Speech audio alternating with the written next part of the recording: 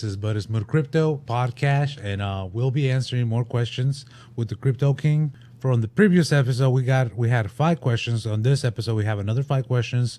We're keeping this episode short and sweet, so hope you guys enjoy the answers to these questions. I'm going to hand it over to the Crypto King. He's going to start. I'm going to be asking the questions. He will be answering them. Okay? Let's do it. Let's start off. Let's see, where am I at? Okay, so question number 1. When the market's in a dip, when is the best time to purchase an altcoin? For example, when all major altcoins are 10 to 20% dip, how would you determine the best time to purchase? Okay, so I mean, like we're trying to cover in the crypto lessons with the Fibonacci, support and resistance, and then we're going to start getting into trend lines and counter trend lines. You would determine that with your technical analysis. You would have a few coins that you were interested in looking into, or previous coins that you invested in and hopefully made money with. So, I mean, it's a lot of factors in one. It's not necessarily that, hey, this coin is down 20%, I'm going all in. No, it's more like, okay, this coin is down, so let me check my charts to see if it's retesting a trend line, a counter trend line, if it's retesting a historic level of support, if it's retesting a Fibonacci retracement. So worrying about a coin being down 10 or 20%, man, that's regular cryptocurrency volatility at its, I don't want to say at its finest, but really, I mean, that's, to be expected, a 10 to 20% pullback in the cryptocurrency. Man, we're not even sweating. You know what I mean? That's like a every other day kind of thing. Mm-hmm. So it's not necessarily about looking for coins that are down significantly within their 24-hour period. It's more about looking for other factors with your technical analysis, when to get in, when to get out, things like that. And I also wouldn't recommend just looking for coins that are down a significant amount. Don't just look for coins to scalp trade or day trade because they're down 20%, because what typically happens when a coin is down 20%, the next day it's down another 20%. The day after that it's down 30%. So now, now you're really holding in the hole. Before we go on to the next question, there's a little question for me. Have you seen an actual coin hit 0 and is completely destroyed? I mean, you could look at the Squid Game coin.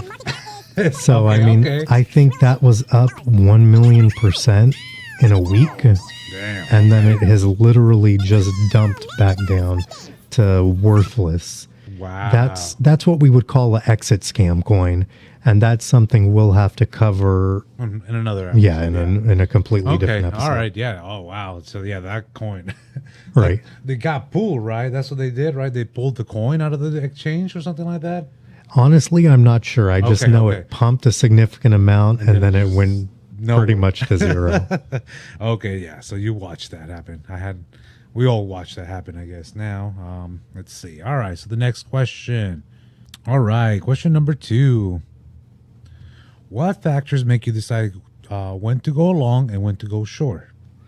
So again, to touch on what we talked about in one of the last videos with different styles and strategies of investing. So, if you're scalping, if you're day trading, swing trading, or long-term investing, you could answer that question differently depending on your strategy.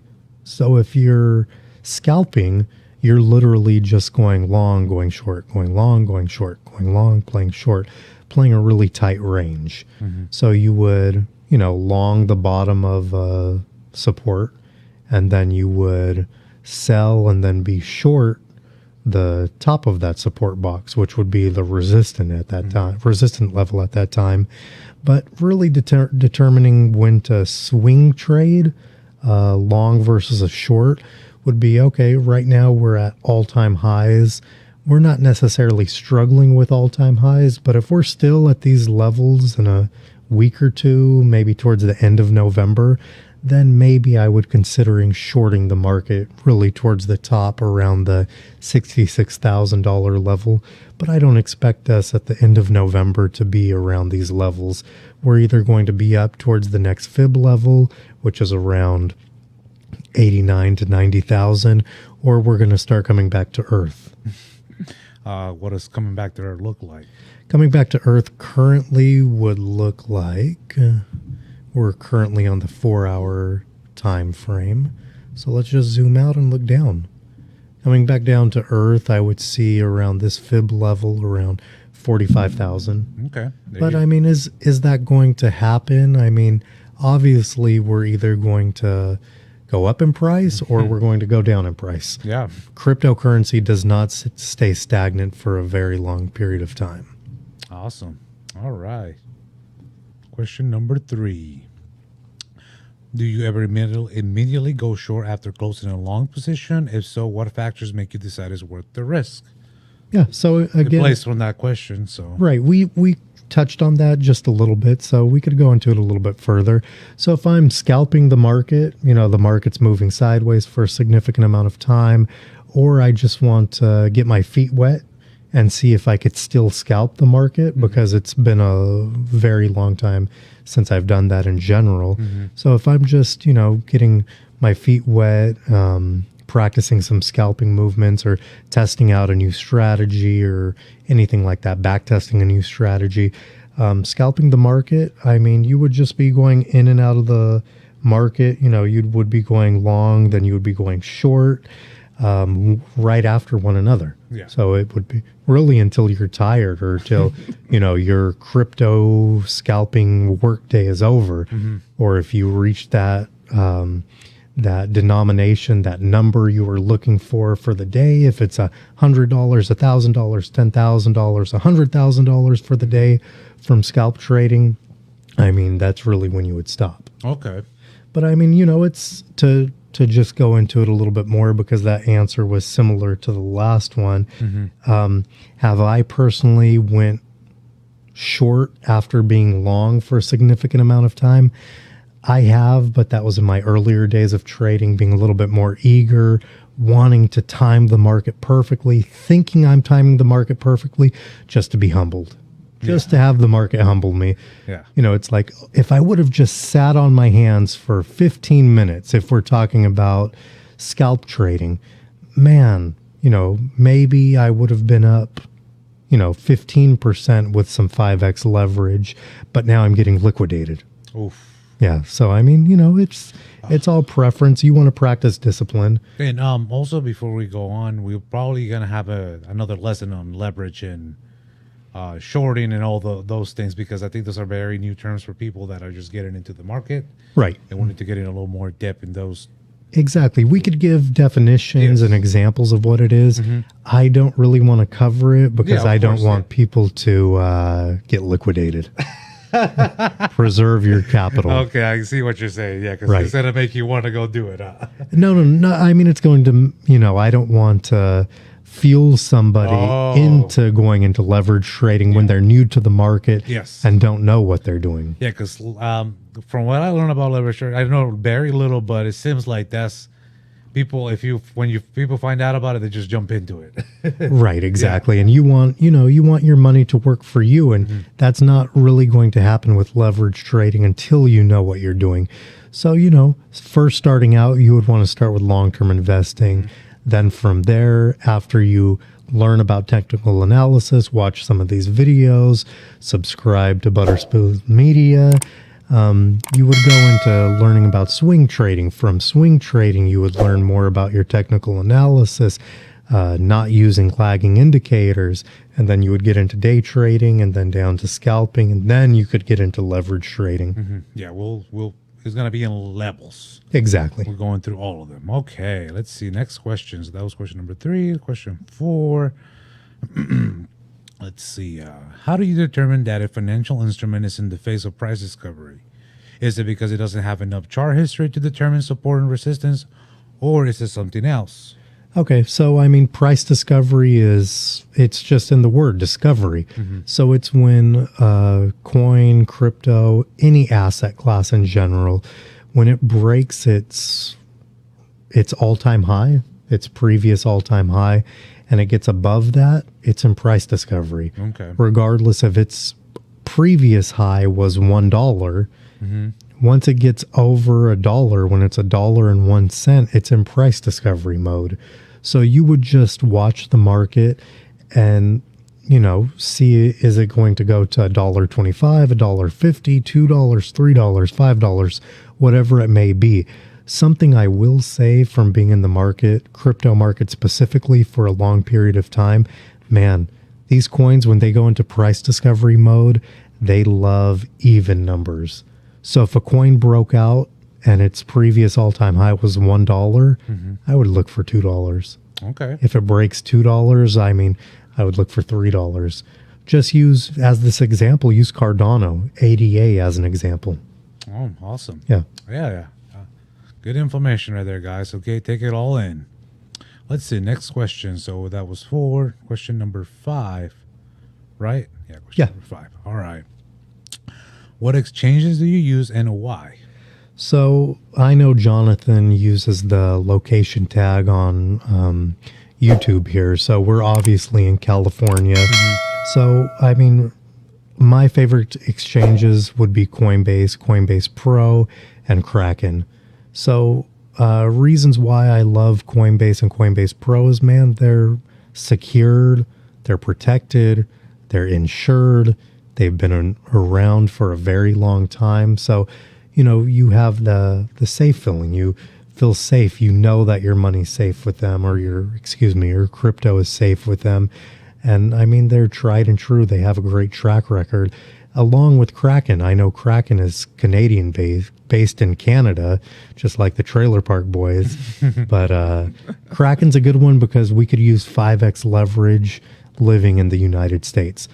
Most other exchanges that allow you to use leverage, other than Binance, they don't allow US users. So you either have to not use them or use a VPN. Okay. Awesome. All right. Let's see.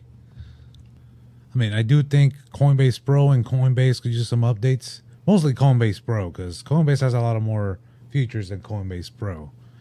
But I do like the simplicity. I'm torn. I don't know. I like to keep it simple, man. Yeah. Like you could see from my charts, even my advanced chart that I trade off of, that we based our trades off of, is that, man, the simpler the better. Yeah. That is it just leaves the error side out of things. So, just because it's simple doesn't mean it's necessarily bad. Yeah. All right. Question number 6. Let's see. Do you keep all of your funds in dollars, or are you moving into Bitcoin more and more for the long term due to inflation? Okay. So, I'm all over the place. I owned my own business. I got into other endeavors before I really started investing to the level I am right now. So I do have a lot of just traditional bank accounts, business accounts, checking, savings, brokerage accounts, CD accounts, and different financial advisors that actually invest portions of money for you with Wells Fargo, Morgan Stanley, Charles Schwab. So I'm exposed to the traditional market a lot, traditional assets, traditional investments, traditional stocks, things like that. So, I'm not all into crypto, obviously, that you would never want all of your eggs in one basket. But I do have a significant amount of crypto. I'm not looking to move any more money into crypto. I'm happy with the holdings I have right now, and I feel, obviously safe and secured with the funds that I have in crypto and in Bitcoin and in all of my investments. Then to answer the back end of that question, to protect against inflation, really the tried and true protector from inflation is precious metals, which I do hold a decent amount of precious metals, not 10% of my net worth, not 20% of my net worth, closer to about 5%. Okay. So it has its track record of protecting against inflation. But really, as we saw with the March crash of 2020. I mean, when the market goes, when the crash happens, nothing's protected. Yeah, everything's gonna go down. Yeah, Right. Everything's going down. Real estate, regular stocks. I mean, you can see the food prices. Everything, right? Yeah. So everything is just gonna it's gonna go nuts. But yeah, so you would say the best thing to do is just diversify as much as possible. Yeah, and diversify the proper way. Don't diversify all in crypto. Don't Yeah. say I hold 5 different crypto coins, so I'm diversified. No, I mean, that's all in the crypto space. I mean, hold your traditional stocks as much as you may hate the banks and the institutions. I mean, they're in place for a reason. The smartest investors are investing in traditional stocks for a reason. Diversify between traditional stocks, precious metals, cryptocurrency, real estate, whatever it may be. Don't, put everything into crypto and say, okay, I'm in these coins, so I'm diversified and protected. Yeah. So, you're new to investing in the crypto market. So, I mean, if you really want to make good money and make some great gains from the market, it takes money to make money. That is true. I mean, but I'm taking a different approach. I mean, even though my approach is risky, that I'm putting a lot of my money in there. I put enough that we're looking at the risk reward. Risk to reward ratio. Like, is this risk worth the reward? And what I'm looking at right now in this moment in time, in my financial position, it is the right thing to do for me. Right. It's, especially for the things that I want to do, the life that I want to have. I'm risking enough because I think it's worth, even if I lose it, now that I'm, that we're thinking we're going to lose it, but even if I'm losing, it's not going to destroy my life. It's not going to, put me out in the street. So be just mindful of that. When I say that I'm using all my money, it's my own money, not the whole cake, basically. Right, and he's not giving financial advice. Neither am I. Yeah, we're not giving any financial advice. This is just us talking about our finances, okay, guys? But anyways,